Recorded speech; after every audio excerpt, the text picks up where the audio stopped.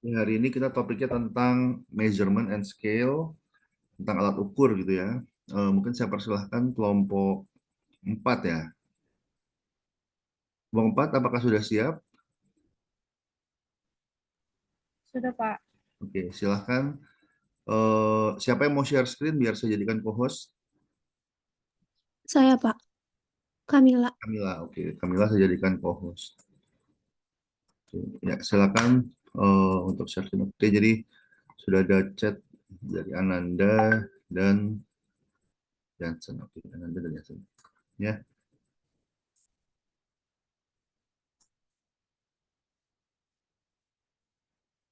Sebentar, Pak. oke.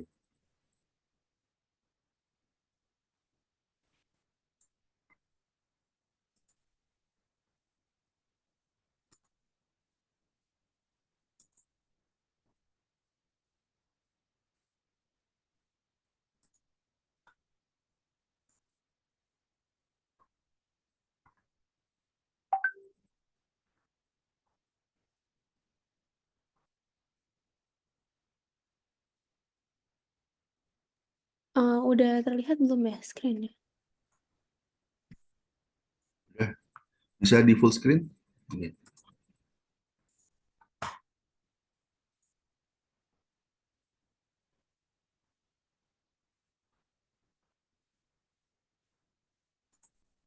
Oke, baik. Kami dari kelompok 4. Selamat siang semuanya. Selamat siang, Bapak. Kami dari kelompok 4 ingin mempresentasikan tentang Scaling and Questionnaire Development in Quantitative Research Design. Di sini, anggota kelompok kami terdiri dari saya sendiri, Kamila Maisa, lalu ada Aulia Azharasya, lalu ada Hanifah Nora, dan yang terakhir itu ada Ananda Satria. Oke, baik. Yang pertama kita bakal bahas measurement scale terlebih dahulu. Boleh di next? Oke, jadi kalau kita mau memilih measurement scale itu, jadi ada beberapa faktor yang perlu kita pertimbangkan. Jadi bakal kita bahas satu-satu faktornya apa aja. Jadi yang pertama faktor yang perlu dipertimbangkan itu adalah research objectives. Nah, jadi ada dua jenis tujuan penskalaan umum. Yang pertama yaitu mengukur karakteristik partisipan yang terlibat dalam penelitian. Sedangkan yang kedua tujuannya itu adalah menjadikan partisipan sebagai juri dari objek atau indikator yang disajikan kepada mereka. Kemudian faktor yang selanjutnya yang perlu kita pertimbangkan yaitu adalah response types-nya. Jadi ada 4 jenis skala pengukuran. Yang pertama itu rating scale. Nah, rating scale itu partisipan bakal memberikan penilaian terhadap suatu objek atau indikator tanpa membandingkannya secara langsung dengan objek atau sikap yang lain. Nah, kalau ranking scale itu bedanya yaitu partisipan diharuskan membandingkan dan mengurutkan dua atau lebih properti atau objek. Kemudian juga ada categorization, yaitu partisipan bakal diminta untuk menempatkan diri mereka atau properti indikator ke dalam kelompok atau kategori tertentu. Nah, sedangkan kalau sorting itu, partisipan bakal diminta untuk menyortir kartu, yaitu mewakili konsep atau konstruksi. Nah, ke dalam beberapa tumpukan berdasarkan kriteria yang udah ditentuin sebelumnya.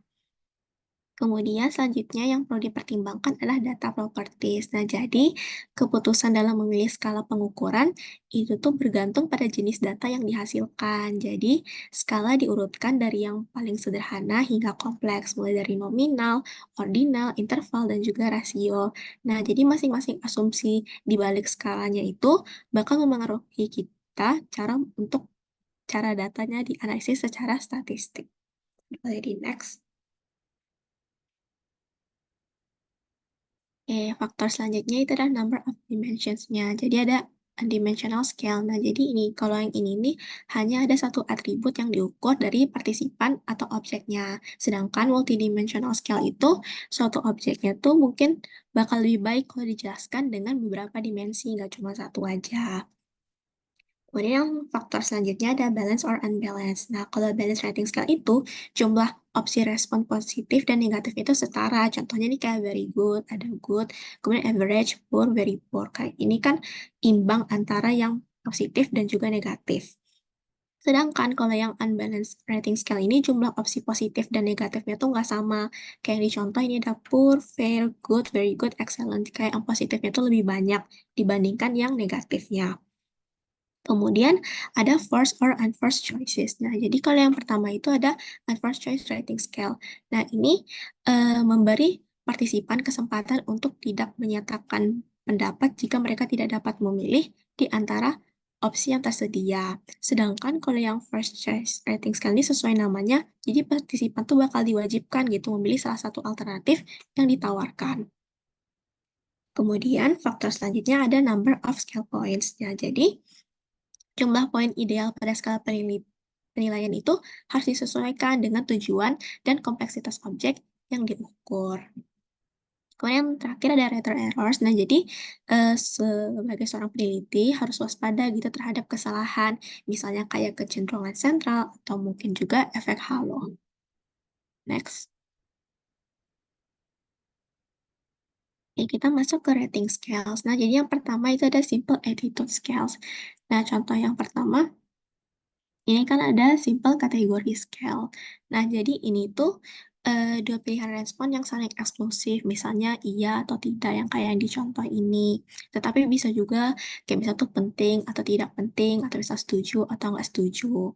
Gitu. Terus yang selanjutnya ada multiple choice single response scale.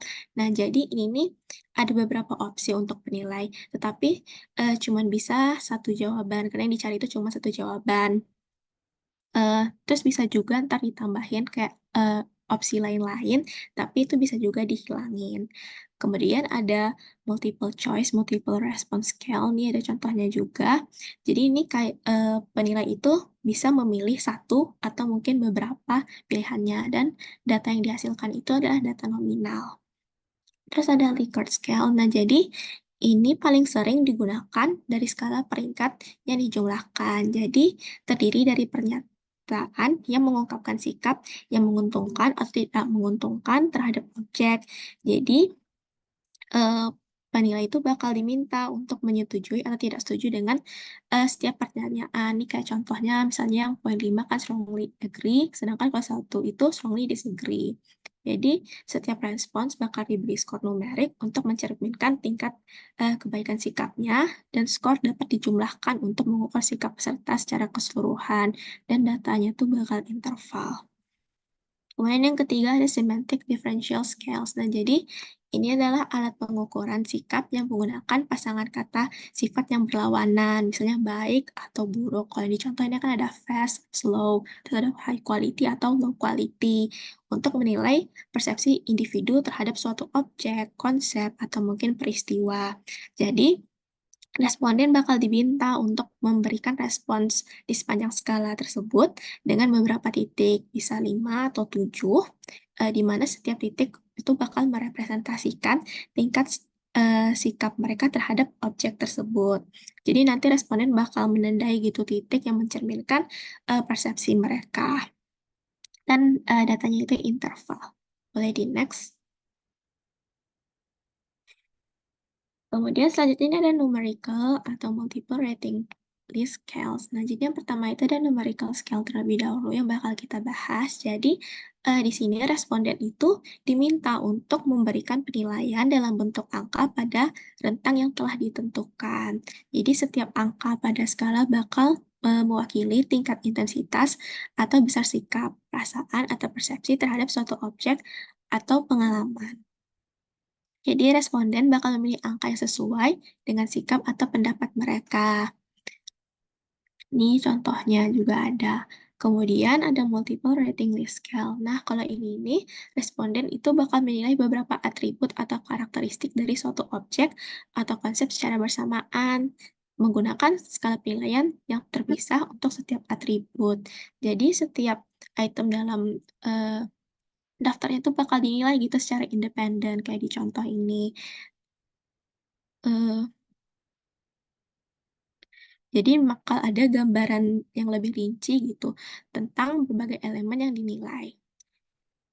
Kemudian ini adalah consent scales. Nah, jadi kalau ini responden diminta untuk membagi sejumlah nilai. Kalau di contoh ini kan jumlahnya itu 100 di antara beberapa atribut atau kategorinya. Ini kan ada dua atributnya, bisa dibagi misalnya 70, 30, dan sebagainya tergantung dari respondennya itu. Berdasarkan seberapa penting bagi mereka atau relevan. Nah, jadi ini gunanya itu agar kita mengetahui gitu prioritas atau preferensi responden terhadap berbagai aspek suatu objek atau konsep. Nah, jadi, harus sesuai ini kan totalnya 100, jadi angka yang ditaruh itu harus sesuai totalnya. Jadi ini data yang dihasilkan rasio. Kemudian ada staple scales. Nah, kalau staple scales ini pengukuran sikap terdiri dari satu kata, deskriptif gitu, diikuti skala numerik. Kalau ini kan dari -5 sampai +5 gitu, tanpa ada titik netral. Jadi responden bakal diminta untuk menilai bagaimana suatu atribut berkaitan dengan suatu objek berdasarkan skala tersebut. Kalau angka positif itu bisa menunjukkan kesetujuan mereka, sedangkan kalau negatif itu menunjukkan ketidaksetujuan mereka. Jadi mereka bakal memilih gitu, angka mana yang paling sesuai dengan persepsi dari penilainya. Kemudian ini yang terakhir ada graphic rating scales. Nah, jadi kalau ini responden bakal menilai atribut atau karakteristik menggunakan skala visual. Jadi responden bakal diminta untuk menandai titik pada garis yang mewakili sikap mereka. Jadi di rentang ini mereka bisa aja naruh titiknya di mana sesuai dengan pendapat mereka gitu. Jadi datanya tuh bakal lebih intuitif dan juga visual. Ini biasanya digunakan dalam survei dan penelitian untuk mengukur aspek-aspek yang kompleks secara gitu. Boleh di next. Kemudian ini ada ranking ranking scales. Nah, jadi yang pertama itu ada pair comparison scale. Nah, jadi kalau ini responden bakal diminta untuk membandingkan dua elemen sekaligus. Jadi mereka bakal memilih gitu, mana yang lebih mereka sukain atau yang lebih baik gitu di antara kedua pilihan tersebut. Jadi setiap elemennya itu bakal dibandingkan dalam pasangan sehingga responden itu dapat memberikan peringkat relatif berdasarkan preferensi atau penilaian mereka. Kemudian yang kedua ini ada force ranking scale. Nah, jadi kalau ini responden itu bakal diminta untuk memberikan peringkat pada sekelompok elemen dalam urutan tertentu. Dan nggak boleh ada peringkatnya tuh yang sama kayak di contoh ini. Kemudian yang ketiga ada comparative scale. Nah, kalau ini responden bakal diminta untuk menilai dua atau lebih elemen secara bersamaan, biasanya dengan membandingkan atribut atau karakteristik masing-masing elemennya. Jadi, skala ini memungkinkan responden untuk memberikan peringkat relatif berdasarkan perbandingan daripada setiap elemennya itu secara independen. Oh, ini ada sorting. Jadi, ini mengelompokkan atau menyusun elemen berdasarkan kriteria tertentu, misalnya dari preferensi, kualitas, atau atribut lainnya. Jadi responden bakal diminta gitu untuk mengatur item ke dalam urutan tertentu. Jadi ini bakal mencerminkan penilaian atau peringkat mereka terhadap item tersebut. Terus proses sorting ini juga membantu peneliti untuk memahami bagaimana responden memprioritaskan elemen yang berbeda dapat memberikan wawasan berharga tentang preferensi konsumen. Ini ada juga di contohnya. Kemudian ada cumulative scale. Nah, jadi ini penilaian terhadap sejumlah pernyataan atau item dan setiap respon mencerminkan tingkat persetujuan atau dukungan terhadap pernyataan yang diurutkan dari yang paling umum hingga yang paling spesifik. Jadi skala ini sering digunakan untuk mengukur sikap atau persepsi terhadap suatu konsep. Jadi ini misalnya ada contohnya kayak ada 4 item gitu. Nah, kalau yang kayak di tanda silang itu berarti mereka setuju. Kalau yang distrik itu berarti mereka nggak setuju. Kalau ini kan yang item kedua ini kan kayak posisi dia paling ekstrim dari 4 pernyataan sikap tersebut. Karena yang biasanya kalau dia setuju dengan yang item 2, dia setuju juga dengan item lainnya, gitu. Jadi item-itemnya tuh bakal diurutkan gitu dari kiri ke kanan, dari yang paling besar hingga yang paling nggak ekstrim gitu. Boleh di next.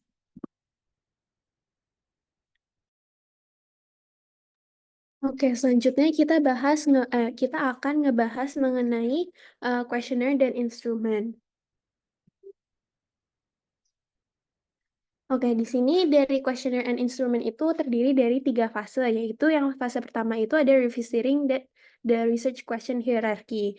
Di mana dalam hierarki dari research question ini adalah pendekatan terstruktur yang digunakan dalam proses penelitian untuk mengembangkan alat penelitian efektif. Di mana kalau misalnya di fase pertama ini ada 4 tingkatan, yaitu management question, biasanya masalah utama atau dilema utama yang perlu diselesaikan, terus dinyatakan dalam bentuk pernyataan. Terus yang kedua itu ada research question, yang ketiga itu ada investigative question, dan yang terakhir itu ada measurement question. Terus di sini kita kita membahas beberapa pertimbangan utama dalam merancang survei. Contohnya seperti yang pertama itu kita bakal ngebahas types of scale for desired analysis, di mana di sini ada 4 macam scale. Yang pertama itu ada nominal, di mana nominal ini merupakan data yang dikategorikan tapi tanpa urutan. Contohnya itu seperti gender, di mana gender kan itu ada male, female, dan lain-lain, tapi kan ini tidak diurutkan. Lalu yang kedua itu ada ordinal scale, di mana data ini dikategorikan dan diurutkan, namun tidak ada interval dengan masing-masing opsi. Contohnya seperti education level, seperti SMA, lalu ada sarjana, master, dan PhD. Lalu yang ketiga itu ada interval scale, di mana data ini dikategorikan, diurutkan, dan mempunyai interval, tetapi tidak ada natural zero. Contohnya seperti temperatur di Celsius, seperti ada 10 Celsius, 20 Celsius, dan 30. Tapi di sini kan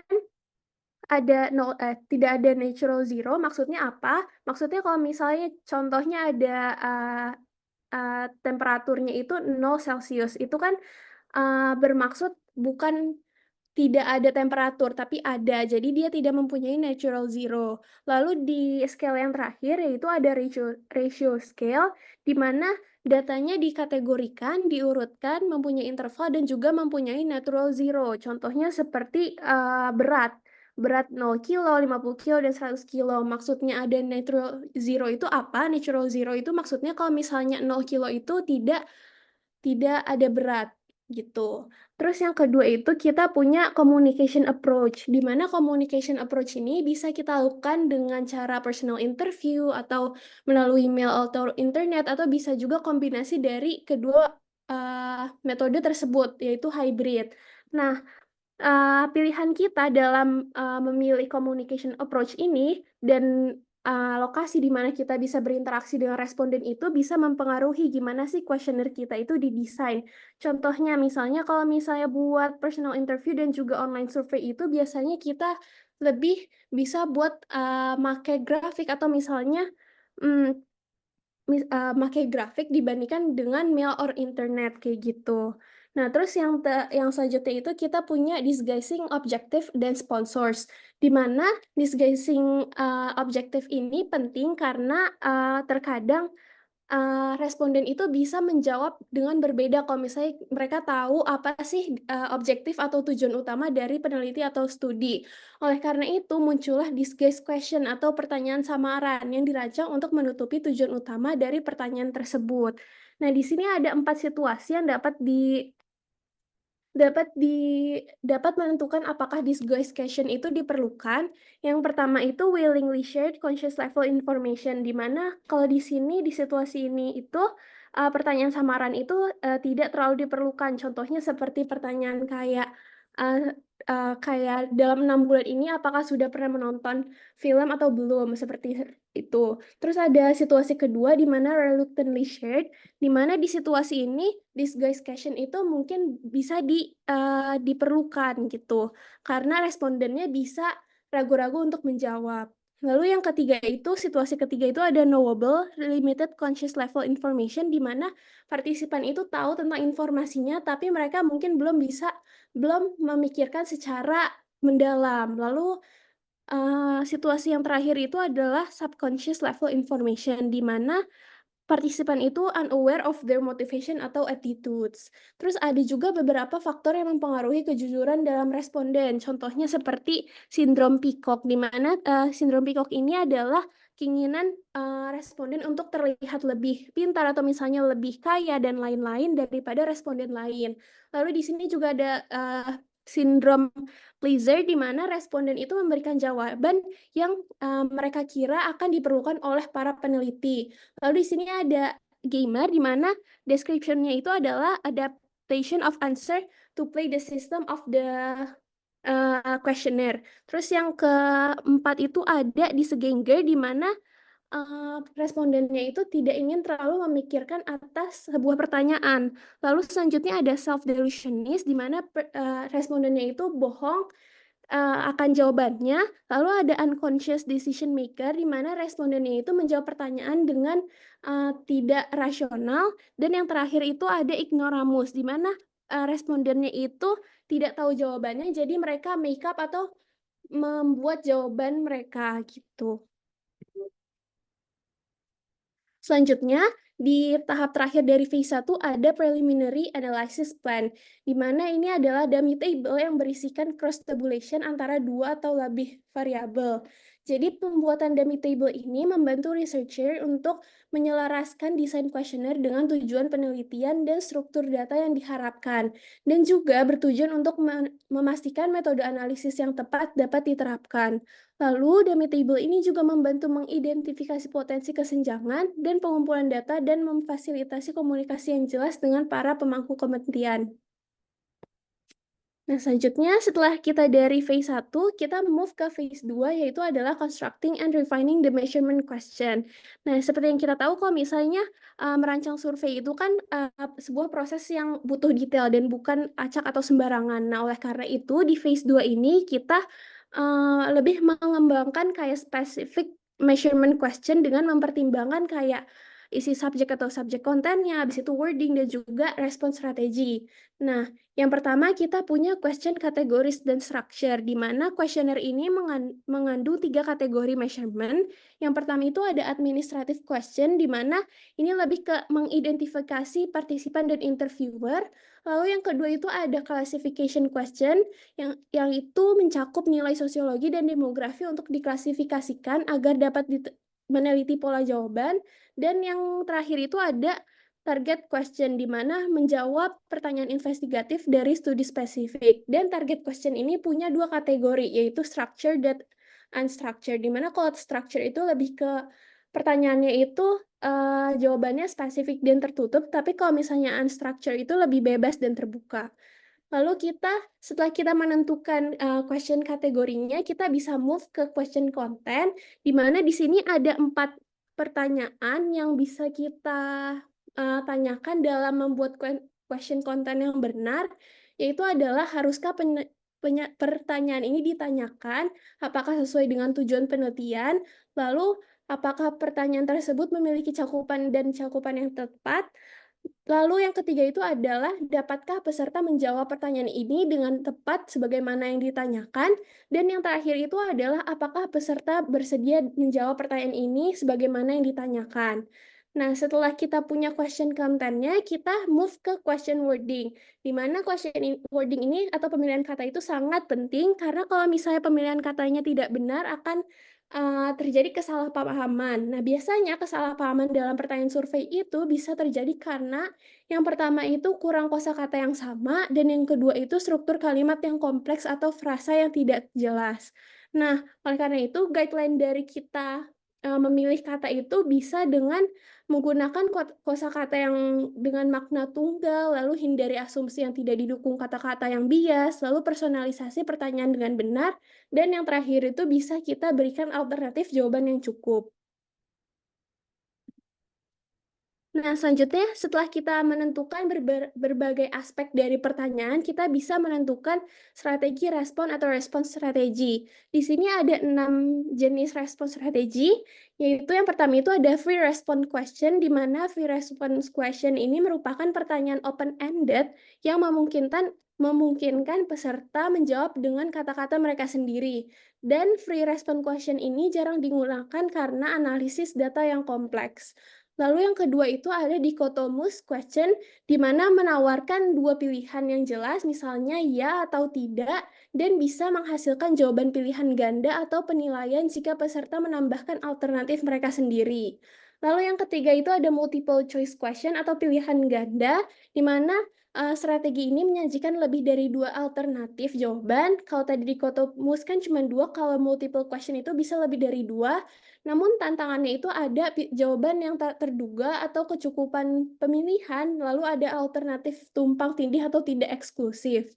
Lalu ada strategi yang keempat, yaitu checklist, di mana strategi ini memungkinkan banyaknya pilihan jawaban, lalu juga efisien untuk mengumpulkan respon dikotomis di berbagai faktor, dan juga menghasilkan data nominal.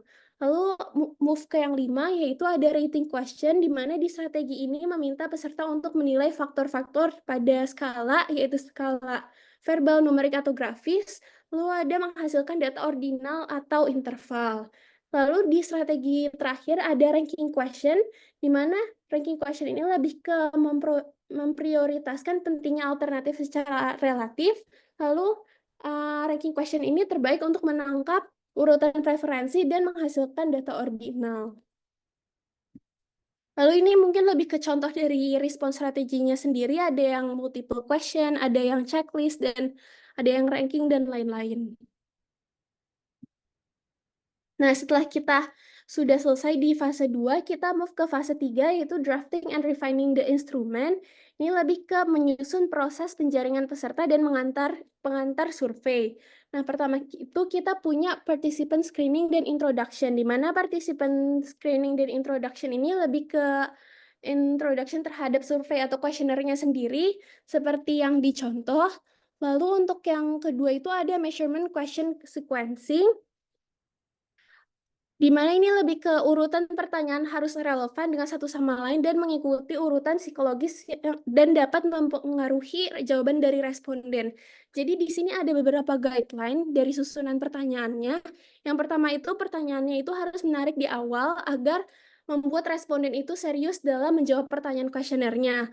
Lalu yang kedua itu informasi menyangkut hal sensitif itu tidak boleh ditaruh di awal seperti data-data sendiri, data-data pribadi itu seharusnya tidak boleh ditaruh di awal karena bisa membuat orang itu malas untuk menjawab pertanyaan dari kuesionernya sendiri. Lalu yang ketiga itu pertanyaan kuesioner itu harus mulai dari simple to complex dan juga general to complex. Lalu poin ketiga kita punya instruksi di mana instruction ini bertujuan untuk memastikan konsistensi perlakuan peserta termasuk cara menghentikan peserta yang tidak memenuhi syarat dan cara berpindah antar pertanyaan. Lalu yang terakhir itu kita punya conclusion, tujuannya itu adalah memberikan kesan positif pada peserta dan meningkatkan kemungkinan partisipasi di masa depan. Lalu di sini lebih ke gambaran dari phase 3, di sini ada introduction, lalu ada instruction-nya, juga ada kesimpulannya. Lalu yang terakhir kita punya overcoming instrument problem. Yang pertama itu ada build rapport with the participant atau membuat hubungan dengan partisipan atau responden, di mana hubungan yang baik itu meningkatkan minat dan kerjasama dengan responden, lalu diperlukan kompensasi materi dan juga jaminan kerahasiaan mereka agar bisa membantu meningkatkan partisipasi dari respondennya, dan juga meyakinkan ke responden bahwa jawaban mereka akan digunakan secara agregat untuk meningkatkan keterbukaan. Lalu yang kedua itu punya redesign the questioning process, di mana di sini lebih ke modifikasi proses administrasi dan strategi respon. Misalnya survei online bisa memberikan kesan yang lebih anonim, dan juga urutan pertanyaan itu bisa dimulai dari topik yang aman ke yang lebih sensitif untuk menjaga kenyamanan peserta. Lalu yang terakhir itu ada explore alternative response strategies, di mana lebih ke mengembangkan versi positif, negatif, dan netral untuk meminimalkan bias dan menggunakan multiple choice atau pilihan ganda untuk topik sensitif seperti pendapatan atau usia peserta agar lebih nyaman menjawab.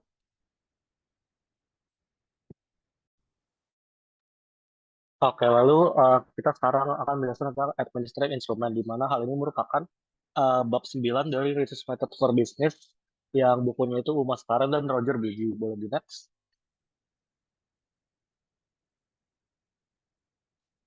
Oke, jadi di dalam bukunya sendiri itu terdapat 3 jenis utama kuesioner yang dibahas. Yang pertama itu mail questionnaire, lalu electronic dan online questionnaire, dan juga personally administered questionnaire. Di mana yang pertama yaitu kuesioner yang diberikan secara personal, yang merupakan metode di mana peneliti atau perwakilannya mendistribusikan kuesioner secara langsung kepada responden dan mengumpulkannya kembali setelah diisi. Metode ini memiliki keuntungan utama, yaitu peneliti dapat langsung memberikan penjelasan jika ada pertanyaan atau kebingungan dari responden. Jadi mereka bisa follow up gitu, sehingga itu dapat meningkatkan akurasi dan tingkat respons. Namun kekurangannya terletak pada biaya dan waktu yang lebih besar, terutama jika sampel yang digunakan cukup besar dan tersebar secara geografis. Yang kedua itu kuesioner yang disebarkan melalui pos, yang merupakan metode pengiriman kuesioner menggunakan jasa pos kepada responden, yang kemudian akan mengembalikannya setelah diisi. Kelebihan dari metode ini sendiri yaitu biayanya lebih rendah dibandingkan dengan kuesioner yang diberikan secara langsung, terutama jika sampelnya itu cukup besar ya dan tersebar di wilayah yang luas. Namun kelemahan utamanya adalah tingkat respon yang cenderung lebih rendah karena nggak ada kendali dari peneliti, karena kan mereka kan ngasihnya mail dan itu belum tentu masuk ke tangan respondennya sendiri. Dan proses itu bisa memakan waktu lebih lama. Lalu karena sekarang udah lagi internet banget, mail questionnaire itu semakin jarang dipakai, dan yang sering dipakai itu yang ketiga, yaitu questionnaire yang disebarkan melalui internet, yaitu email atau platform online. Metode ini sangat praktis dan cepat, dan juga memungkinkan peneliti untuk menjangkau responden di berbagai lokasi dengan biaya yang relatif rendah. Lalu keunggulan lainnya itu fleksibilitas dalam desain kuesioner dan kemudahan dalam mengelola data secara otomatis. Namun metode ini juga memiliki kekurangan, yaitu kemungkinan partisipasi yang lebih rendah dari orang-orang yang tidak memiliki akses ke internet atau kurang terbiasa dengan teknologi. Lalu ada juga resiko di mana data yang didapat itu tidak valid, karena respondennya tidak mengisi kuesioner dengan serius. Karena kan dari internet itu kan gampang ya, dan beberapa responden itu nggak mengisi secara serius, jadi itu merupakan suatu risk. Boleh di next?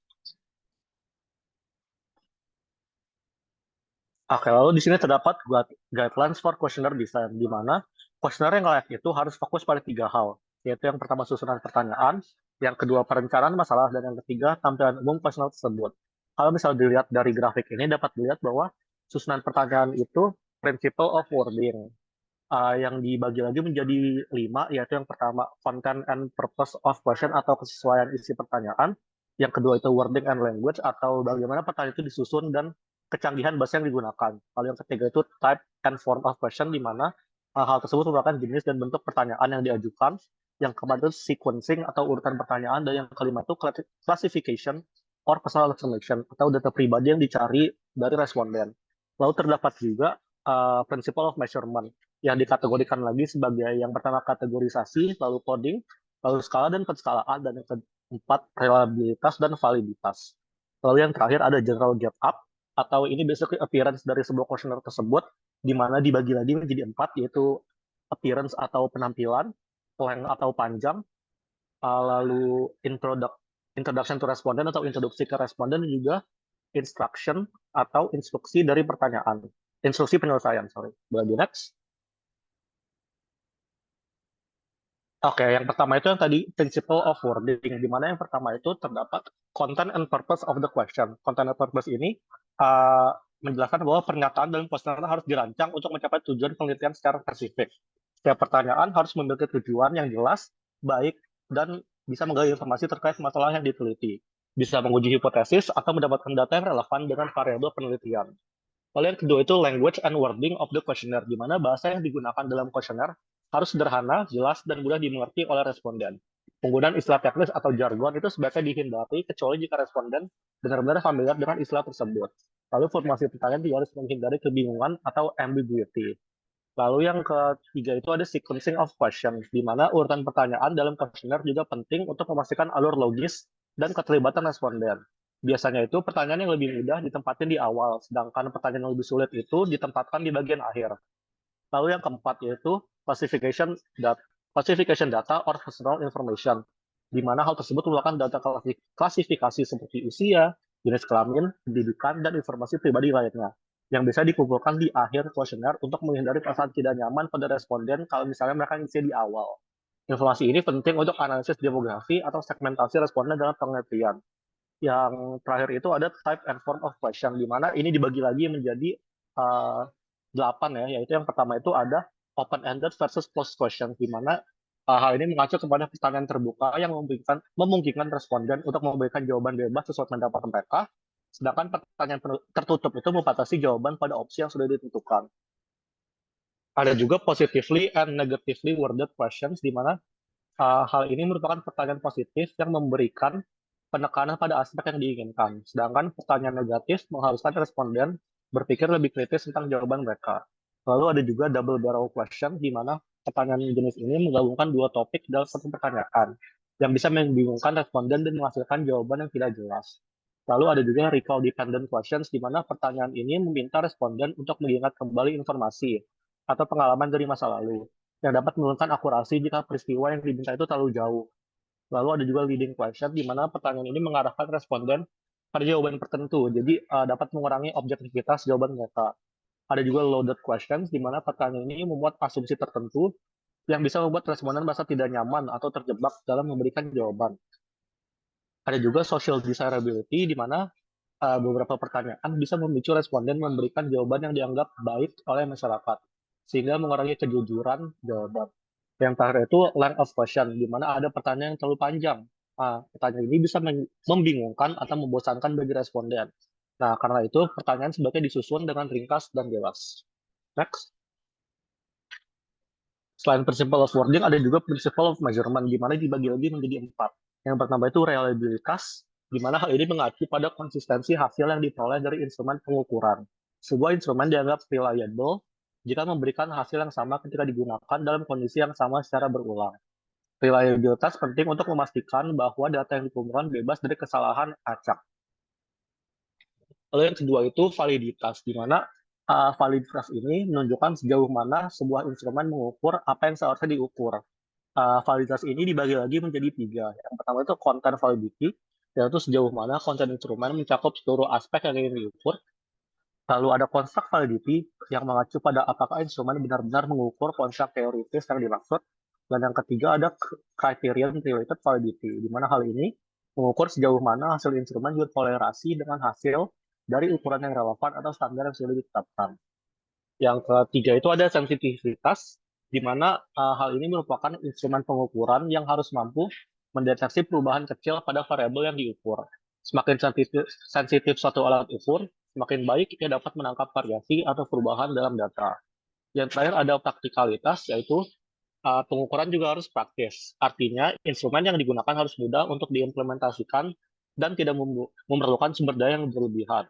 Faktor seperti biaya, waktu, dan tenaga kerja harus diperhitungkan dalam memilih metode pengukuran. Boleh next? Oke, lalu ada general get up of the question yang tadi sudah dijelaskan. General get up itu kan semacam appearance dari questionnya ya. Jadi kuesioner itu harus mempunyai appearance yang memikat. Yang pertama itu dimulai dari introduksi. Di mana introduksinya itu kita harus jelasin latar belakangnya. Lalu kayak kita harus menekankan kenapa kuesioner itu penting untuk diisi oleh responden yang kita minta. Yang kedua itu mengatur pertanyaan, memberikan instruksi dan panduan, dan penyelarasan yang baik. Jadi kalau misalnya dicontoh di gambar ini, mereka itu nge-ranking gitu dari strongly agree sampai strongly disagree, 1 sampai 7. Hal ini tuh kita ngaturin pertanyaan dan juga kasih instruksi. Jadi kayak kalau misalnya responden itu sangat setuju, mereka bisa pilih 1. Tapi kalau misalnya strongly disagree, mereka bisa pilih 7. Hal itu ngasih panduan dan bikin mereka lebih selaras terhadap pertanyaan yang ada di kuesioner ini. Yang ketiga itu data personal, di mana kalau misalnya dilihat dari contoh ini, dari 1 sampai 3 itu data personalnya masih tentang mereka sendiri. Jadi ada your age, terus highest completed level of education, juga gender. Nah, setelah mereka ditanya tentang diri sendiri, baru ditanyain personal mereka yang mencakup pihak eksternal seperti marital status, lalu number of preschool children, dan juga age of the eldest child in your care. Jadi harus tahu juga flow pertanyaan itu mau kayak gimana. Baru next. Nah, lalu yang keempat itu terdapat informasi tentang pendapatan dan data pribadi sensitif lainnya. Nah, sama kayak yang tadi udah dijelasin, kita itu harus nge-convince responden bahwa sebenarnya hal ini itu merupakan hal yang penting dan harus dikasih tahu ke kita. Kalau misalnya di contoh example-nya ini, dituliskan bahwa because many people believe that income is a significant factor in explaining the type of career decision individual make, the following 2 questions are very important for this research. Jadi kita harus nekenin bahwa emang kita itu nanya bukan sekedar nanya, tapi kita emang membutuhkan data personal dari responden tersebut. Lalu ada juga pertanyaan terbuka di bagian akhir. Jadi ini itu semacam biar respondennya gak terlalu kaku ya. Jadi mereka itu Kalau misalnya di contohnya ini dikasih kayak how do you feel after completing this questionnaire, terus kayak ada muka gambar senang atau kesel gitu. Jadi kayak biar gak kaku banget dan biar responden itu merasa kalau misalnya oh this is worth my time gitu. Yang terakhir itu penutup questionnaire, di mana penutup itu kita harus say thank you pastinya, dan juga kayak ngasih tahu bahwa hal yang dilakukan responden ini akan membantu riset kita. Jadi kayak I sincerely appreciate your time and cooperation kalau misalnya di example ini. Boleh di next?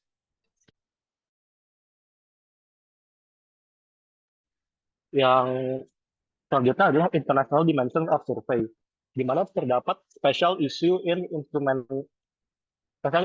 instrumentation for cross-cultural research. Jadi dalam penelitian lintas budaya, perbedaan bahasa, norma, dan interpretasi dapat mempengaruhi hasil survei. Instrumen yang dirancang di satu negara mungkin tidak selalu berlaku di negara lain, sehingga adaptasi atau modifikasi diperlukan agar instrumen tersebut relevan dan dapat dipahami oleh responden dari latar belakang budaya yang berbeda. Peneliti juga harus memastikan bahwa terjemahan dan interpretasi instrumen konsisten di seluruh budaya. Ada juga tantangan dari pengumpulan lintas budaya, di mana terdapat perbedaan dalam norma sosial, persepsi terhadap survei, sikap responden terhadap penelitian, lalu perbedaan dalam akses teknologi dan metode pengumpulan data. Misalnya, akses internet untuk kuesioner online dapat juga menjadi masalah. Nah, oleh karena itu, peneliti harus juga mempertimbangkan metode yang sesuai dengan setiap konteks dari suatu budaya yang mereka tanyakan. Boleh di next. Lalu di sini terdapat review of the advantage and disadvantage of different data collection method and when to use it. Jadi terdapat berbagai metode pengumpulan data yang memiliki keunggulan dan kekurangan. Contohnya itu yang pertama kuesioner yang tadi. Kuesioner ini praktis untuk sampel besar dan dapat diandalkan jika pertanyaannya dirancang dengan baik.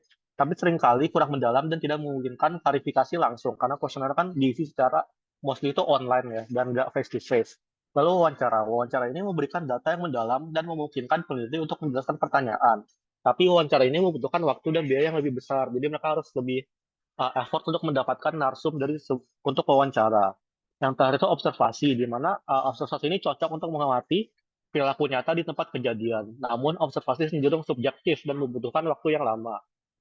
Penggunaan metode pengumpulan data tergantung pada tujuan penelitian, anggaran, waktu, dan kompleksitas pertanyaan yang ingin dijawab. Boleh di next.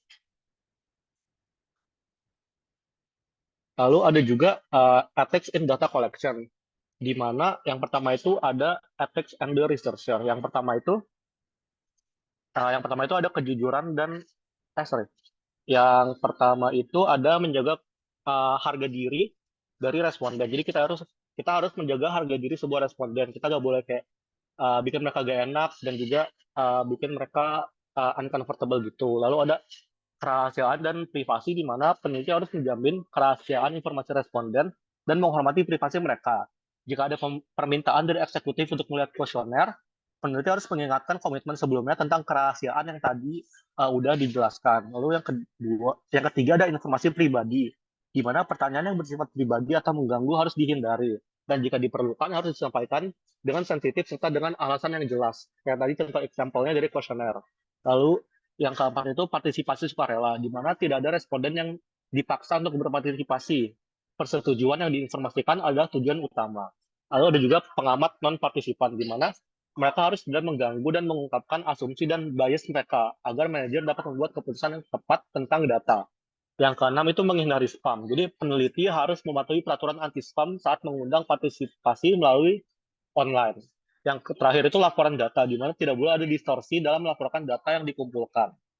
Ada juga ethics behavior, yang tadi kan dari researcher, sekarang dari responden, di mana responden itu harus kerjasama. Jadi setelah mereka itu memilih untuk participate, responden harus bekerja sama dalam menjawab sebuah survei tersebut. Yang kedua itu kejujuran, di mana responden wajib memberikan jawaban yang jujur dan menghindari memberikan informasi yang tidak benar. Boleh di next.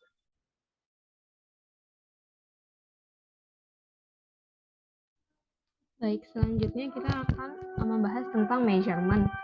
Boleh di next? Oke, jadi di sini tuh ada 4 tipe dari measurement sendiri. Nah, pengertian dari skala pengukuran itu, pengukuran merupakan proses untuk memberikan angka pada atribut objek berdasarkan aturan tertentu. Nah, ada 4 jenis skala pengukuran utama yang memiliki tingkat kompleksitas dan kekuatan yang berbeda. Nah, ini juga sebenarnya tadi udah dijelasin, ada nominal, ordinal, interval, sama yang satu lagi ada ratio scale. Next. Oke, jadi ini mungkin agak dijelasin sedikit lagi. Jadi nominal scale itu skala nominal digunakan untuk mengklasifikasikan objek atau individu ke dalam kategori yang terpisah tanpa adanya urutan atau peringkat. Contohnya kayak tadi dijelasin juga ada gender atau misalkan kayak kewarganegaraan. Kedua, ada ordinal scale. Skala ordinal tidak hanya mengelompokkan objek ke dalam kategori, tetapi juga mengurutkan kategori tersebut dalam suatu rangkaian yang bermakna.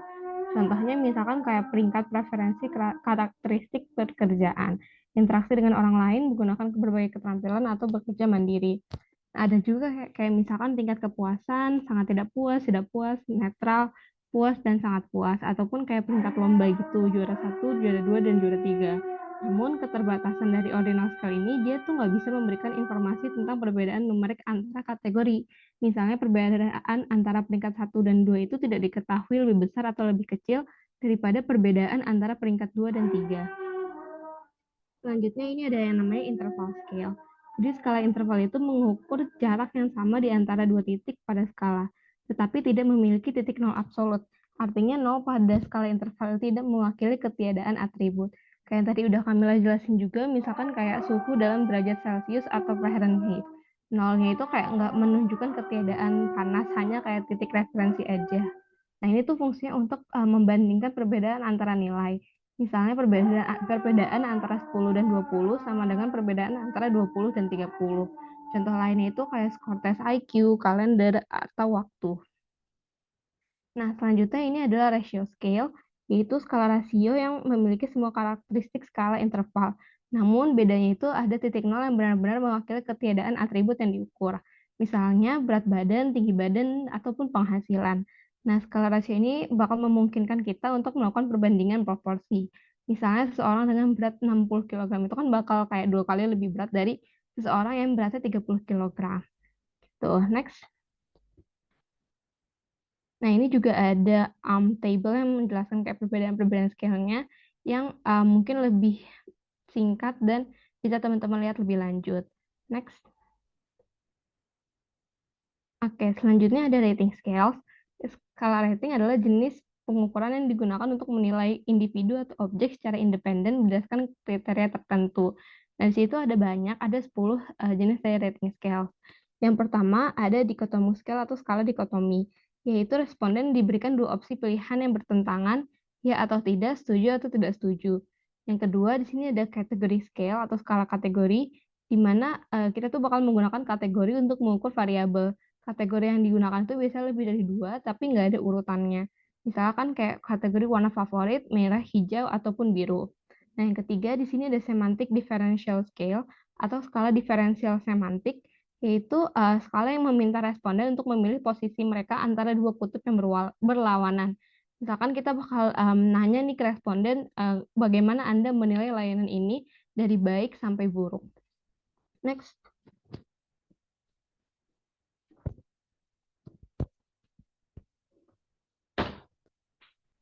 Oke, yang keempat di sini ada Likert scale, yaitu responden bakal diminta untuk menyatakan tingkat persetujuan mereka terhadap suatu pernyataan. Contohnya kayak saya puas dengan produk ini, sangat setuju sampai sangat tidak setuju. Kemudian ada graphic rating scale, itu skala di mana responden menandai titik pada garis kontinu yang mewakili penilaian mereka. Nah, ini juga untuk lebih lengkapnya udah dibahas tadi sama Hanifah ya. Jadi di sini tuh ada contohnya skala dari sangat buruk hingga sangat baik, tapi responden itu memilihnya di titik sepanjang garis. Nah, yang selanjutnya di sini ada itemized rating scale, yaitu responden memilih angka dari daftar nilai diskret. Contohnya kayak memberikan peringkat layanan dari 1 sangat buruk hingga 5 sangat baik. Kemudian selanjutnya ada consensus scale, jadi skala ini dirancang melalui konsensus dari sekelompok ahli untuk mengukur suatu konsep tertentu. Jadi sekelompok ahlinya ini udah memilih apa aja variabel yang harus dinilai oleh atau indikator yang harus dinilai oleh si responden ini. Jadi responden tinggal nilai produk berdasarkan indikator-indikator yang udah ditentukan. Nah, kemudian selanjutnya ada staple scale, itu skala vertikal dengan rentang numerik positif dan negatif tanpa titik netral. Contohnya kayak seberapa puas Anda dengan produk ini, tapi ada yang kayak positif 3 hingga minus 3. Kemudian selanjutnya di situ ada fixed atau constant sum rate scale. Itu responden diminta untuk mendistribusikan sejumlah poin tetap di antara berbagai item. Contohnya bagilah 100 poin berdasarkan kepuasan Anda. Nah, itu ntar kita bisa bagi-bagi. Misalkan untuk kualitasnya 30, nilainya 30.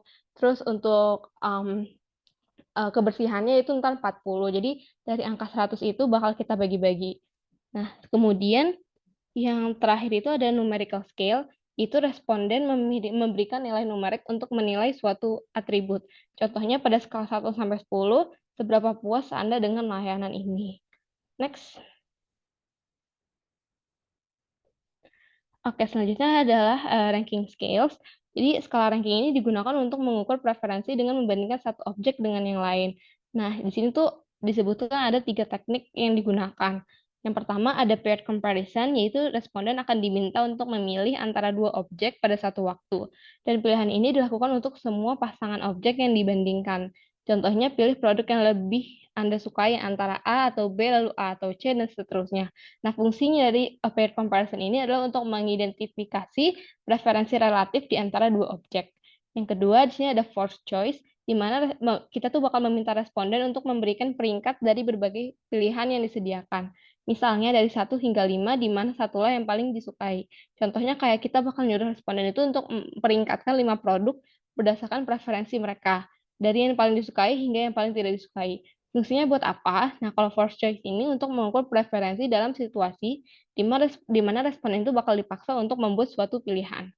Nah, yang ketiga atau yang terakhir, di sini ada comparative scale, di mana responden itu bakal membandingkan suatu objek dengan titik referensi, seperti membandingkan investasi saham dengan obligasi dalam hal risiko. Contohnya kayak seberapa berguna investasi saham dibandingkan dengan obligasi. Fungsinya untuk membantu menentukan preferensi atau sikap dengan menggunakan objek pembanding sebagai referensi. Next. Kemudian ini ada international dimension dalam scaling. Jadi seringkali kalau misalkan kita melakukan penelitian lintas budaya, penting untuk memperhatikan bahwa berbagai budaya itu memiliki cara yang berbeda dalam merespon si skala pengukuran ini. Nah, ada beberapa perbedaan utama yang perlu kita perhatiin. Yaitu yang pertama adalah tendensi untuk menggunakan skala ekstrim. Orang dari beberapa budaya cenderung lebih sering menggunakan ujung skala seperti 1 dan 5 dalam skala 5 poin daripada orang dari budaya lain. Jadi tuh ada beberapa yang kayak langsung ke angka 1, langsung ke angka 5 dibanding ke 2, 3, 4, 5. Jadi kita harus perhatiin itu juga.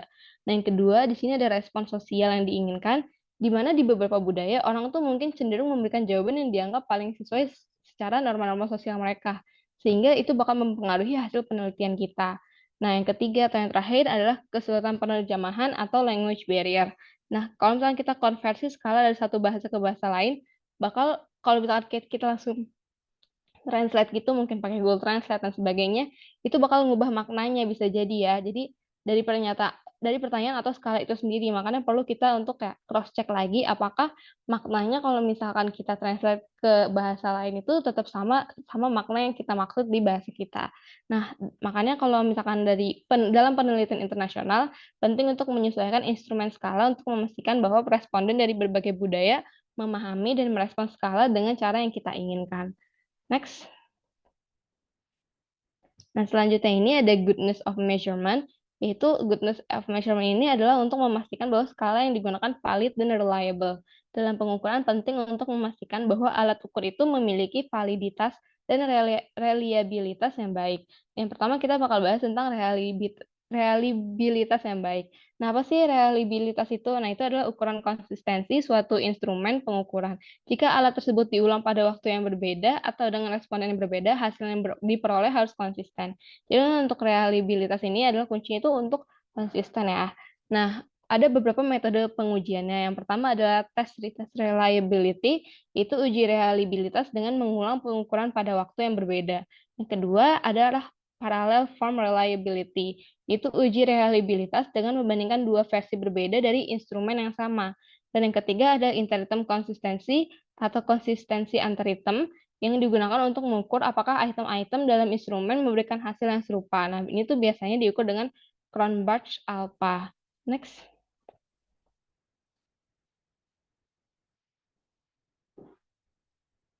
Next. Oke, nah selanjutnya ini adalah validitas. Nah, validitas ini mengukur sejauh mana alat ukur benar-benar mengukur apa yang dimaksudkan untuk diukur. Nah, apa sih maksudnya? Kayak ini tuh kita bakal bahas lagi di beberapa jenis validitasnya ya.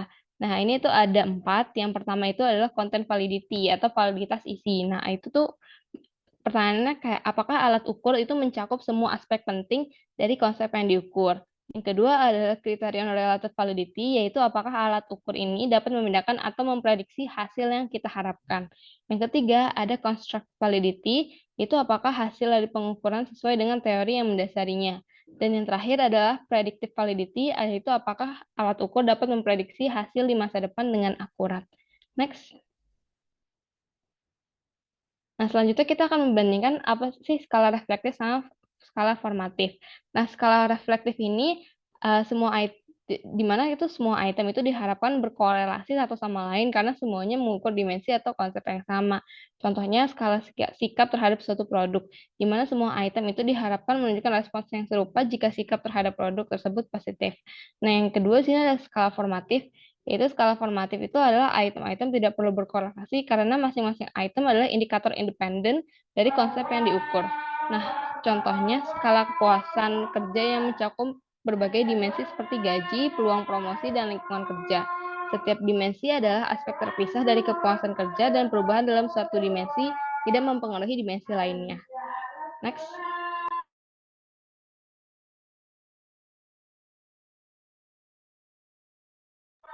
Next.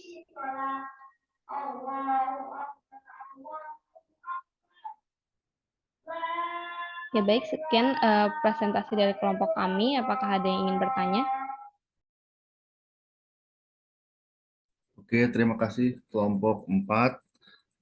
Saya persilahkan untuk mahasiswa audiens ya, kelompok lain untuk memberikan pertanyaan kepada kelompok 4 baik secara langsung atau dituliskan pada kolom chat.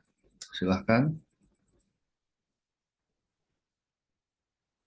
Kalau nggak ada yang bertanya, nanti saya suruh kelompok 4 memilih secara random gitu ya, siapa yang akan ditanya justru.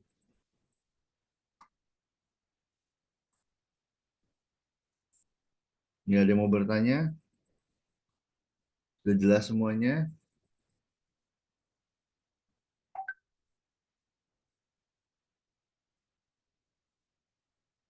Oke. Kalau itu saya random deh.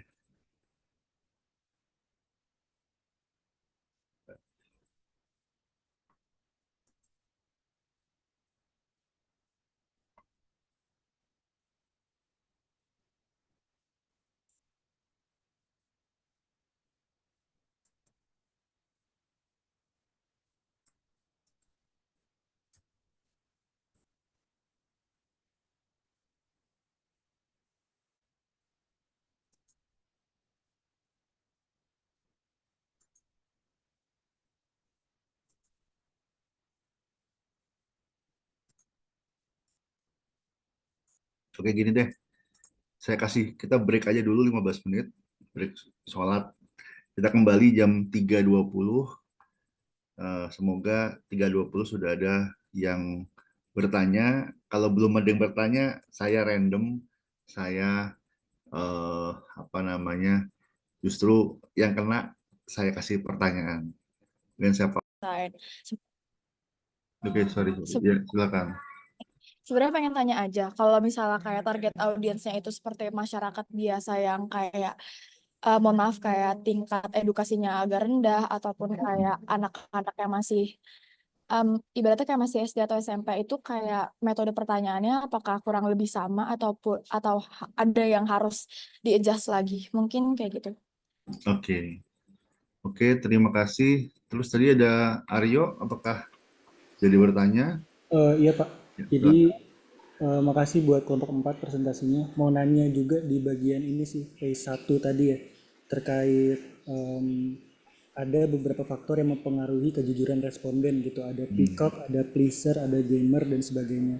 Nah itu gimana cara kita meng-approach variasi itu dan menginterpretasi hasil dari mungkin pertanyaan atau hasil dari jawaban-jawaban mereka gitu. Bagaimana itu bisa mempengaruhi nanti hasil dari interview atau hasil dari pertanyaannya.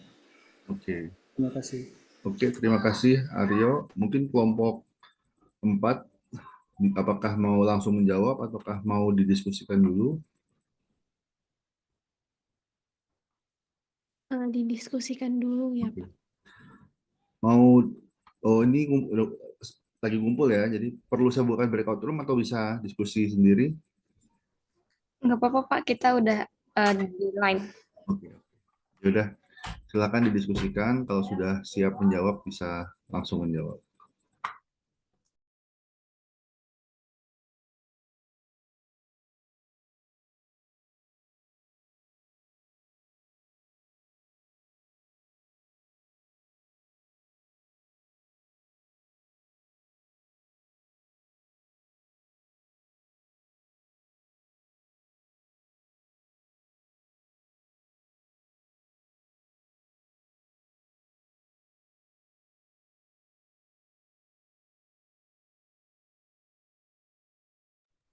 Pak, mungkin kita mau menjawab dari pertanyaan Johnson. Jadi itu tadi pertanyaannya apa aja asumsi di balik penggunaan skala nominal, ordinal, interval, dan rasio yang dapat mempengaruhi analisis data statistik.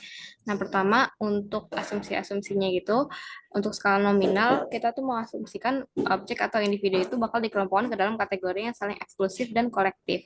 Di mana setiap kategori ini tuh nggak bakal memiliki urutan dan angka yang diberikan itu hanyalah kayak simbol untuk identifikasi. Nah, yang kedua untuk skala ordinal, kalau misalnya kita mau menggunakan skala ordinal, asumsinya itu adalah kategori dalam skala ordinal itu pasti memiliki urutan tertentu, tetapi jarak antar kategori ini tidak diketahui atau tidak sama. Di mana data ini menunjukkan preferensi atau peringkat tetapi tidak memberikan informasi tentang seberapa besar perbedaan antar peringkat. Yang ketiga, ini ada skala interval, di mana skala ini tuh bakal mengasumsikan bahwa jarak antara dua titik dalam skala adalah sama, tetapi tidak memiliki titik nol mutlak. Kayak contohnya yang tadi di suhu ya. Nah, nol itu hanya merupakan titik referensi, bukan ketiadaan atribut yang dapat diukur.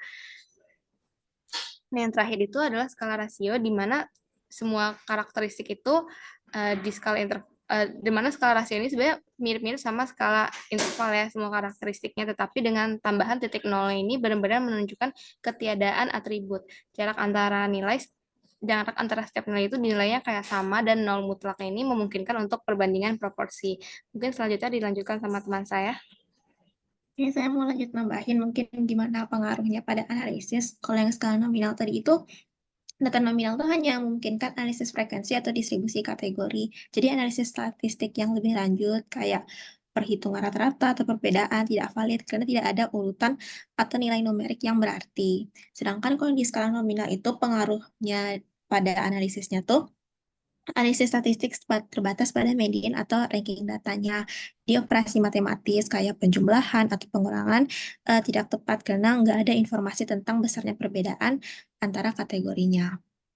Kemudian untuk skala interval tadi pengaruh analisisnya itu statistik seperti rata-rata, standar deviasi, dan korelasi bisa dihitung.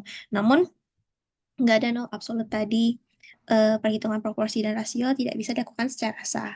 Terus yang terakhir tadi skala rasio, gimana pengaruh pada analisisnya itu, karena memiliki titik nil no absolute, semua jenis analisis statistiknya tuh bisa dilakukan, termasuk juga perhitungan rata-rata, varian, rasio, dan perbandingan proporsinya. Bagaimana, Johnson? Oke, baik. Sudah cukup jelas. Terima kasih kelompok 4. Terima kasih kelompok 4. Mau saya tambahkan sedikit ya. Tadi untuk nominal dan ordinal itu dua-duanya dapat dikelompokkan sebagai skala kategorik dan pengolahan datanya pun juga menggunakan pengolahan data yang sifatnya kategorik. Jadi secara umum statistik inferensial ya dapat dibagi menjadi metrik dan yang non metrik ya. Kalau yang interval rasio menggunakan statistik parametrik, misalnya regresi itu sebetulnya adalah statistik parametrik, sehingga regresi linier gitu ya, sehingga pemilihan jenis skala itu sangat penting. Mungkin saya garis bawahi lagi, dari awal jenis skala yang kita tentukan untuk kuesioner kita itu menentukan statistik apa yang bisa kita lakukan. Ya tadi misalnya kita nggak bisa merata-rata jenis kelamin. Misalnya kelas ini rata-rata jenis kelaminnya 1,25, nggak ada artinya. Laki-laki 1, perempuan 2, tapi di rata-rata nggak make sense gitu ya. Demikian juga misalnya apa namanya, kita meregres gitu ya, apa namanya, katakanlah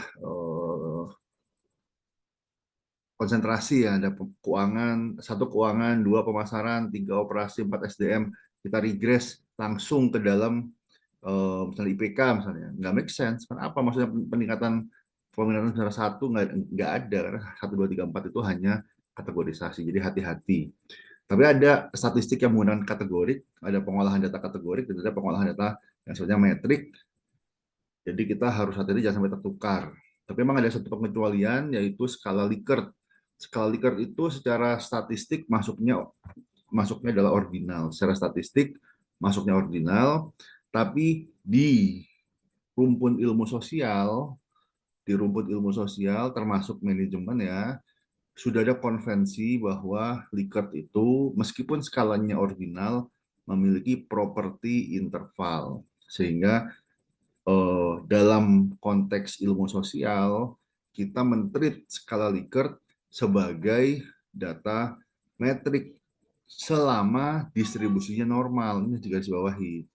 Jadi kalau Likert distribusinya normal bisa diolah menggunakan parametrik. Tapi kalau Likert tidak normal, maka treatmentnya adalah dia sebagai ordinal, sehingga tidak bisa menggunakan statistik parametrik. Itu konvensi di bidang rumpun ilmu sosial. Tapi intinya adalah skala yang kita pakai itu menentukan. Mungkin itu. Silahkan pertanyaan berikutnya.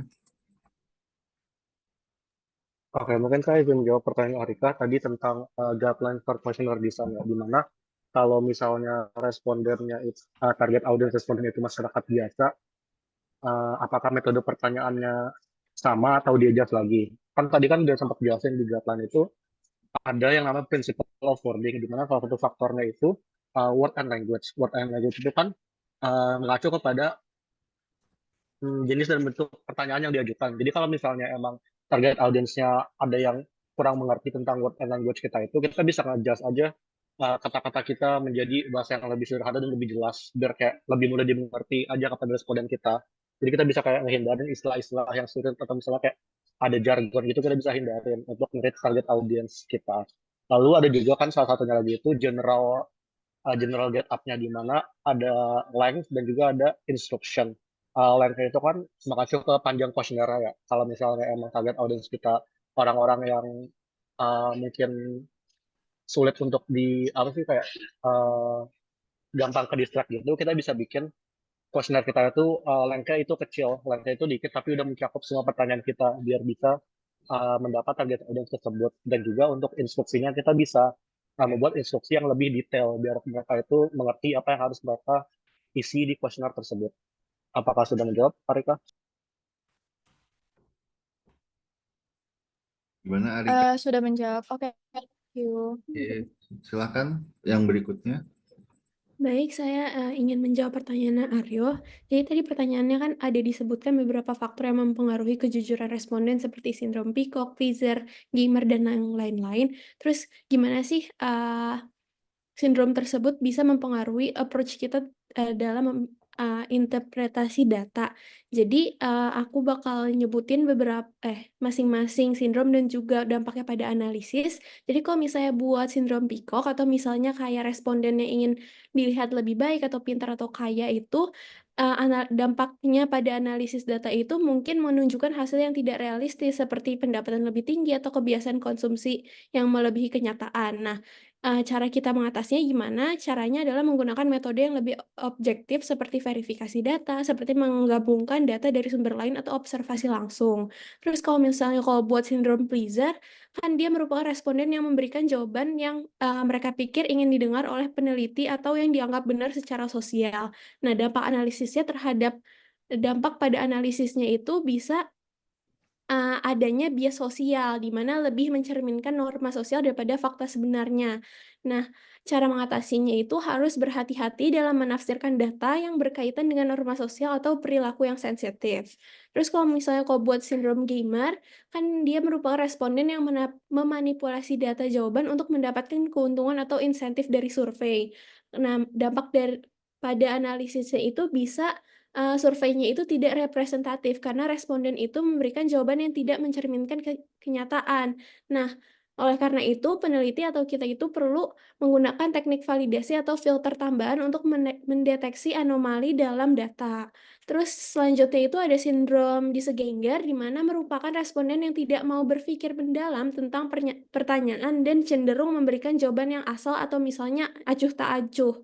Nah, dampaknya itu apa? Dampaknya itu datanya itu menjadi kurang bernilai atau tidak relevan. Oleh karena itu harus menggunakan teknik wawancara atau survei yang lebih interaktif.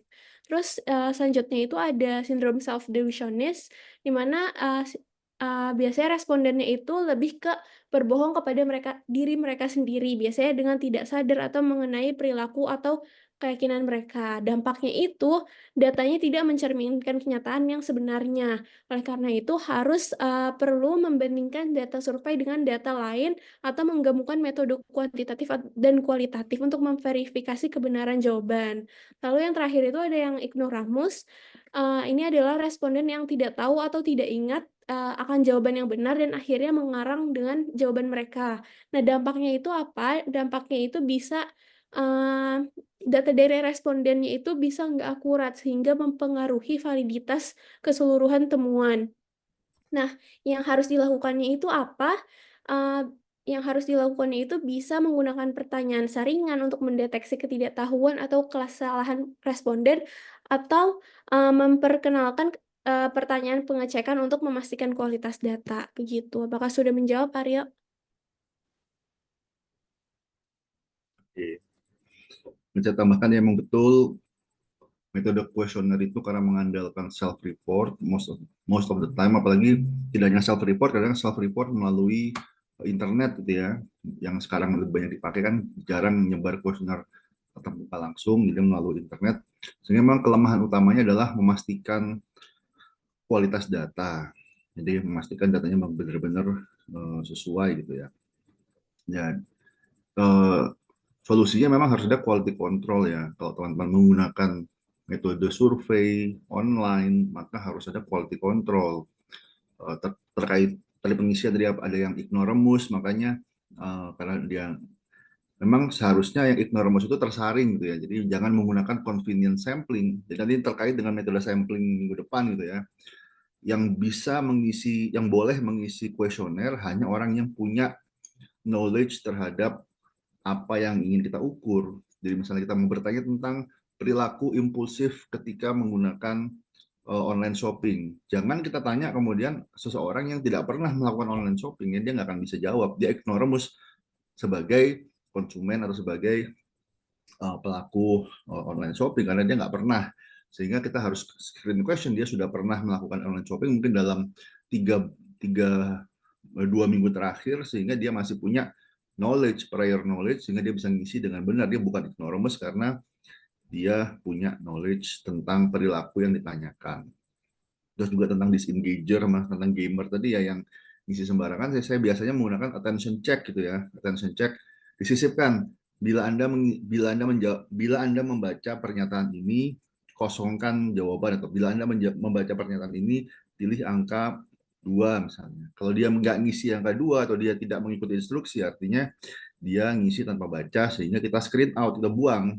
Jangan diolah responden yang ngisinya ngaco, karena ya kalau dia gagal attention check, artinya dia sangat mungkin yang lain juga nggak dibaca gitu ketika ngisi gitu ya.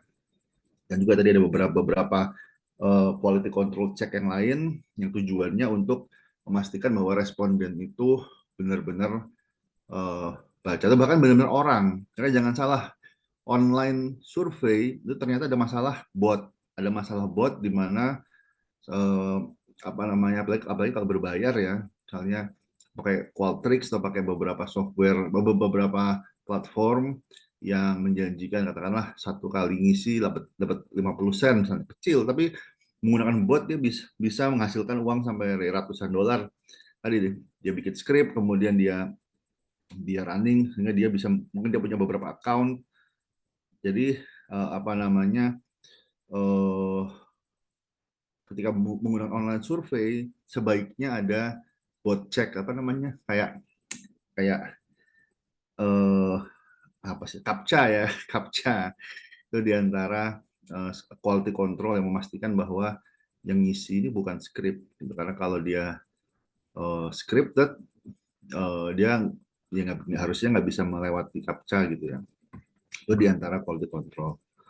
Oke, terima kasih kelompok 4. Berikan aplaus buat kelompok 4. Mungkin saya wrap up untuk materi hari ini. Intinya kita bicara tentang measurement ya, pengukuran. Dan kalau kita bicara survei, maka kualitas dari kuesioner itu sangat penting, sangat menentukan kualitas dari penelitian berbasis survei. Karena kalau kita menggunakan alat ukur, menggunakan kuesioner yang bermasalah, maka secanggih-canggih apapun analisis data kita, secanggih-canggih apapun, sebanyak apapun sampel kita misalnya ya, kalau kita sampelnya 1.500 responden, tapi measurement-nya bermasalah, percuma, karena garbage in, garbage out. Kalau kita menggunakan alat ukur kuesioner yang problematik, yang nggak valid, nggak reliable, outputnya pun juga kita nggak bisa mempertanggungjawabkan. Sehingga di sini sangat penting untuk memastikan kualitas kuesioner sebelum kita melakukan main test. Jadi ada aspek measurement error ya, kesalahan pengukuran yang itu sangat mempengaruhi kualitas temuan, sehingga kita perlu melakukan validasi, perlu menguji, bukan cuma diasumsikan, diuji validitas dan reliabilitas alat ukur. Dan untuk level S1, saya tidak menyarankan untuk menyusun alat ukur sendiri. Membuat alat ukur itu level S2. Jadi ketika saya S2-nya di psikometrika, di psikologi, tesis saya adalah membuat atau menyusun satu alat ukur sendiri. Jadi menyusun alat ukur sendiri itu level tesis S2. Untuk level S1, lebih baik mengadopsi atau mengadaptasi alat ukur yang sudah ada. Jadi dari mana? Dari jurnal. Jadi baca jurnal, cek juga ada nggak alat ukur yang dilampirkan. Biasanya dilampirkan di appendix. Kalau nggak di appendix, kadang-kadang dituliskan sebagian atau seluruh di bagian methods. Jadi kadang-kadang lengkap dituliskan statementnya, kadang-kadang cuma dituliskan intisarinya aja atau key points-nya saja di bagian method, di bab 3, bagian measure biasanya ada. Kadang-kadang ditampilkan tabel isinya summary dari pertanyaan kuesioner. Atau kadang-kadang dituliskan sumbernya. Jadi beberapa paper tidak mencantumkan measurement-nya, tapi mencantumkan artikel rujukan dari measurement-nya. Misalnya tulisan ini menggunakan measurement yang dirujuk dari Fulan 2015 ya. Kita cari Fulan 2015, kita lihat seharusnya di situ ada artikelnya. Last but not least, kalau sudah kita coba nggak ketemu, nggak dapat, maka kita bisa menghubungi langsung ke peneliti. Dan umumnya peneliti itu bersedia memberikan alat ukurnya ya, kecuali kalau memang alat ukurnya license atau proprietary, ada hakinya yang mungkin dia mungkin berbayar gitu ya, mungkin. Tapi kadang-kadang berbayar pun bisa jadi kalau memang itu lisensi punya dia, untuk kepentingan akademis dikasih gitu ya. Jadi nggak ada salahnya kalau memang sudah kita coba tidak ketemu alat ukurnya, maka biasanya ada alamat email corresponding author. Kita kirimnya email yang sopan ya, ngirim email mohon yang sopan, jangan sembarangan, ada komponen-komponennya, ada tata keramanya, ada etikanya. ya mungkin perkenalan dulu diri kalian. Saya Fulan dari FEB UI, saya sedang meneliti tentang ini. Saya membutuhkan alat ukur yang saya merujuk penelitian Bapak, atau saya membutuhkan alat ukur variabel X yang terdapat pada penelitian Ibu atau Bapak di paper yang ini. Saya mohon bisa mendapatkan salinan atas alat ukurnya. Most likely, mungkin 90% lah kemungkinannya akan dikasih oleh peneliti. Kalau nggak dikasih ya mungkin didiamkan lah, nggak mungkin dimarahin. Kalau nggak dibales, kalau nggak didiamkan, kalau dibales most likely dikasih alat ukurnya. Kemudian beberapa langkah adaptasi ini sedikit menambahkan. Jadi jangan langsung main test, jangan langsung lompat ke main test ya. Jadi untuk memastikan, untuk quality control alat ukur, kita mulai dari yang pertama translation. Kita terjemahkan dulu. Tapi terjemahan ini menggunakan back translation ya. Jadi bukan menerjemahkan sekali, tapi sebaiknya menerjemahkannya 2 kali. Apa yang dimaksud dengan menerjemahkan 2 kali? Pertama, kita menerjemahkan dari bahasa Inggris ke bahasa Indonesia. Itu first translation. Kemudian kita minta orang lain, atau mungkin kita juga bisa meminta bantuan AI gitu ya. Tolong terjemahkan kembali ke bahasa Inggris. Jadi kita terjemahkan ke bahasa Indonesia, kemudian AI menerjemahkan kembali ke bahasa Inggris. Terus kita lihat, sama nggak, matching nggak?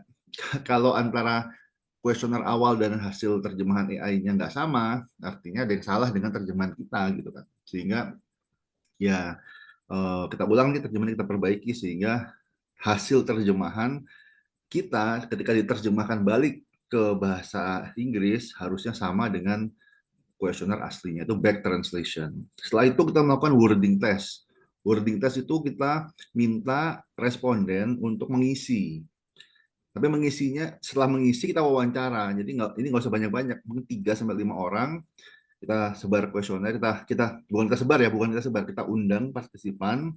Kita minta mengisi kuesioner di depan kita, mungkin kita ukur, kita timer gitu ya, berapa lama waktu yang dibutuhkan untuk mengisi.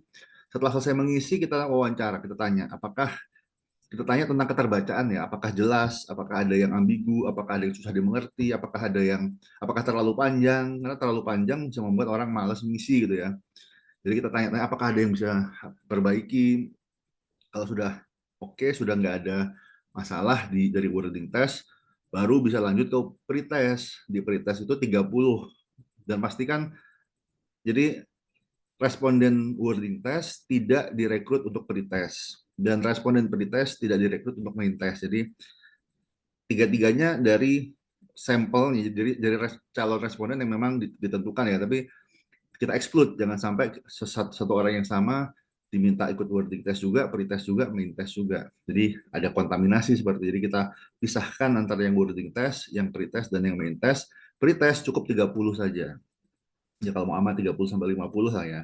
Kemudian kita ukur validitas dan reliabilitasnya, alpha Cronbach untuk reliabilitas, faktor analisis untuk validitas. Nanti di sesi asistensi harusnya diajarkan untuk pengolahan statistik. Jadi nanti mungkin bisa minta ke Mbak Siva ya untuk bagaimana cara mengolah data hasil pretest. Mungkin ada data latihan gitu ya. Jadi teman-teman bisa berlatih melakukan validasi, menguji validitas dan reliabilitas dari hasil pretest. Cukup 30, kemudian kalau sudah aman dari yang 30, baru bisa move on ke main test. Dan di main test itu baru kita tentukan jumlah sampelnya biasanya sesuai dengan jumlah item. Semakin kompleks modelnya, semakin banyak itemnya, semakin banyak sampel yang dibutuhkan. Tetapi itu nanti dibicarakan minggu depan ketika kita bicara measurement. Kemudian beberapa poin tadi disebutkan memang betul validitas, reliabilitas, tapi juga ada sensitivitas, yaitu bagaimana item bisa mendeteksi variasi gitu ya. Kita mengukur variabel. Variabel itu by nature itu bervariasi. Kalau tidak cukup variasi namanya mendekati konstanta. Kalau tidak ada variasi namanya konstanta. Kita ingin alat ukur yang menghasilkan variasi, sehingga ketika ada dua alat ukur, dua hasil pengukuran yang bervariasi, kita bisa melihat apakah variasi dari hasil pengukuran pertama berpola, berkorelasi, berkorespondensi dengan hasil pengukuran yang kedua. Misalnya pengukuran pertama mengukur kepuasan konsumen, pengukuran kedua mengukur revisit intention misalnya. Kita lihat apakah ada pola antara kedua hasil alat ukur tersebut. Baru bisa ada statistiknya. Kalau salah satu konstan, kalau salah satu hasil pengukuran konstan, maka pasti tidak signifikan. Satu variabel konstan, satu bervariasi, yang satu konstan, maka tidak ada hubungan. Untuk ada hubungan, dua-duanya harus bervariasi dan variasinya harus berkorespondensi, sehingga alat ukur yang baik adalah alat ukur yang sensitif sehingga bisa mendeteksi variasi. Kalau kita nyebar alat ukur, respondennya semua jawab 5, itu bukan hal yang baik. Artinya alat ukur tersebut tidak cukup sensitif, perlu direvisi, diperbaiki mungkin wordingnya, mungkin skalanya, sehingga ada variasi. Yang berikutnya adalah practicability, dan ini juga tidak kalah penting gitu ya. Kita ingin alat ukur yang praktis di sini ekonomis, kalau bisa nggak usah bayar gitu ya, karena kalau ya pasti teman-teman kalau skripsi suruh bayar ya pasti agak susah ya. Jadi intinya cari yang gratis. Yang kedua, cari yang dapat diterapkan dengan mudah. Ini contoh kasus teman saya kuliah ketika S1 dulu. Dia menggunakan graphic rating scale.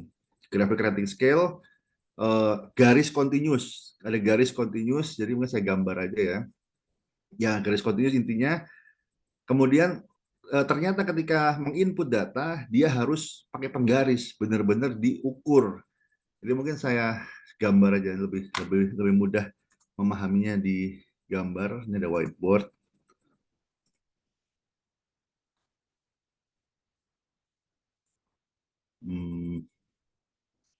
Whiteboard, ada annotate.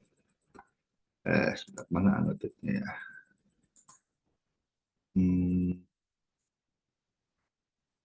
Oke. Jadi graphic rating scale itu seperti ini. Misalnya yang ini setuju, yang ini tidak setuju. Oke. Dan ini ketika itu belum ada Google Form. Ketika saya masih S1 belum ada Google Form ya. Jadi kita menggunakan paper and pencil. Cara menjawab graphic rating scale ketika itu adalah responden disuruh mencontreng. Aduh, sebentar. Mencontrengnya begini.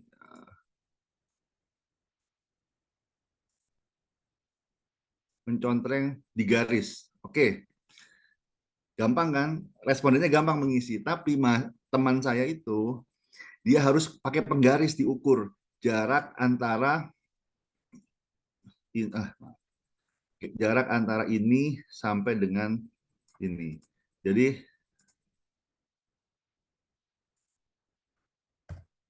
berapa jarak yang di sini? Karena inputnya adalah dia misalnya jaraknya 3 cm. Ya udah diinput 3 cm. Itu graphic rating scale. Jadi misalnya di sini 10 cm, ini katakan 5 cm lah, atau 4,5 cm lah. Jadi benar-benar continuous. Ketika itu sangat susah setengah mati, tidak praktis. Jadi dia benar-benar inputnya satu persatu katakanlah ada 30 pertanyaan seperti ini, ada 100 responden. Jadi dia 3.000 kali kasih penggaris, satu di input 3 cm, 2,5 cm, dan seterusnya. Dan itu tidak praktis dan dia menyesali. Intinya jangan dilakukan seperti itu. Tapi sekarang sudah lebih gampang dengan online form, sudah ada slidernya gitu, dan sudah otomatis diinput sehingga tidak perlu harus diukur secara manual. Jadi itu intinya praktikabilitas, harus berpikir ini praktis nggak. Jadi ini teman saya ini lupa memikirkan bahwa yang seperti itu mungkin ideal gitu ya. Teman saya cukup idealis. Wah, ini paling bagus. Graphic rating scale skala-skala lebih baik dibanding Likert. Likert itu sebenarnya bukan skala yang paling baik. Likert itu skala yang paling praktis, paling gampang, paling familiar. Tapi Likert banyak kelemahannya. Di antaranya Likert itu bukan skala interval yang sesungguhnya. Tidak benar-benar continuous. Tapi dia sebetulnya bentuknya ordinal atau paling tidak dia dia bukan continuous gitu. Jadi dia tidak ada ya, kita nggak bisa ngisi 3,5, kita hanya bisa ngisi 3 atau 4. Kalau rata-ratanya mungkin bisa 3,5, tapi kita nggak mungkin ngisi. Saya mau ngisinya antara 3 dan 4, nggak bisa. Pilihannya hanya ada 3 atau 4. 1, 2, 3, 4, 5 nggak bisa kita isi 3,5. Itu kelemahan dari Likert scale. Tapi memang paling mudah, paling familiar, sehingga sampai sejauh ini masih lebih banyak dipakai untuk measurement. Oke, kemudian tadi practicability juga penting, sensitivity penting. Kemudian yang terakhir etika ya. Untuk etika tadi saya ingin menambahkan sebisa mungkin jangan menanyakan data pribadi yang identifiable, misalnya nama, email, nomor handphone. Kalau nggak perlu jangan ditanyakan. Kalau memang perlu untuk kepentingan insentif, misalnya kita kirimkan, misalnya bagi 10 responden yang beruntung mendapatkan masing-masing 50.000 misalnya, itu kita harus kasih opsional. Jadi nggak boleh dicentang validasi harus diisi, nggak bisa. Kita nggak boleh maksa orang masukin nama atau email atau nomor telepon, itu tidak etis. Sehingga kita kasih kebebasan. Silahkan kalau mau berpartisipasi, silahkan tulis. Kalau nggak mau, silahkan nggak usah tulis gitu. Bahkan kalau nggak mau ngisi, ya udah nggak usah ngisi sekalian. Jadi nggak boleh dipaksa gitu ya. Kita nggak boleh maksa orang ngisi kuesioner. Kemudian dan datanya, kalau apalagi kalau topiknya cukup sensitif, harus hati-hati, harus disimpan di tempat yang aman. Aman di sini bukan di Google Drive. Google Drive itu bukan tempat penyimpanan data yang aman. Saya harus garis bawahi, Google Drive bukan tempat penyimpanan data yang aman. Gampang dihack. Di mana tempat penyimpanan data yang aman? Anda download, Anda hapus di Google Drive, simpan di hard drive, di USB atau di hard disk yang fisikal, masukkan ke dalam lemari, kunci. Itu yang paling aman. Nggak bisa dihack. Jadi ketika datanya sensitif, ketika datanya konfidensial, kita harus menyimpan di tempat yang secure. Maksudnya adalah simpan di hard drive, masukkan ke lemari, kunci. Bukan ditaruh di Dropbox, ditaruh di OneDrive, ditaruh di Google Drive, semua itu bisa dihack. Jadi itu poin yang ingin saya garis bawahi. Semoga bisa membantu. Mungkin hari ini saya cuma bisa sampai jam 4. Saya jam 4 ada pertemuan yang lain. Jadi untuk diskusi jurnal atau presentasi jurnal yang kemarin sudah saya skip aja. Yang penting submit ya. Yang penting sudah submit. Kemudian untuk minggu depan teman-teman diminta untuk mendiskusikan dan jadi di luar kelas ya, di luar kelas diskusikan dan mulai menyusun alat ukur. Jadi kuesionernya mungkin bisa dicari, variabel-variabel yang sudah dipilih dicari alat ukurnya, dan kemudian mulai dikembangkan mungkin Google Form-nya ya. Jadi Google Form-nya nanti minggu depan saya akan pilih secara random 2 kelompok untuk mempresent Google Form dari draft Google Form, draft Google Form, tidak harus final, dari penelitian. Mungkin itu saja. Apakah ada pertanyaan sebelum saya tutup? Kalau nggak ada pertanyaan, terima kasih banyak. Sampai ketemu minggu depan. Selamat sore. Assalamualaikum warahmatullahi wabarakatuh. Bapak, saya belum absen. Oh iya, sorry. Kayaknya jangan telat. Nah, biar absennya nggak usah buru-buru. Sebentar. Sofia ya, ada lagi yang belum absen mungkin? Ratu Hanifah juga belum. Oke, Ratu Hanifah. Makasih Bapak. Makasih Bapak. Sama-sama. Silakan Iman, boleh. Muhammad Sakvan belum juga, Pak. Sakvan juga, oke. Muhammad Sakvan, Ratu Hanifah, sama siapa tadi? Tunggu, saya absen dulu. Yang belum absen jangan pulang dulu ya. Jangan keluar dulu maksudnya. Tetap di Zoom. Yang sudah absen bisa meninggalkan ruangan Zoom. Sebentar. Tadi ada Sakvan ya. Sakvan, Sofia, Sakvan, Sofia, sama Ratu Hanifah Bapak. Ratu Hanifah sudah di sini. Sudah, tenang aja. Oke, kalau begitu selamat. Bapak. Oke, Maaf, tadi Kartika jadinya udah belum ya? Tadi saya satu device sama Ananda. sudah, Kartika sudah. Oh iya, oke. Terima Oke. kasih Bapak. Oke, sama-sama. Selamat sore semuanya. Assalamualaikum warahmatullahi wabarakatuh. Pak, Oke. sorry Pak, tadi Johnson juga saya udah kan ya Udah, Pak? Nansen udah, tenang. Baik, terima kasih Pak. Oke.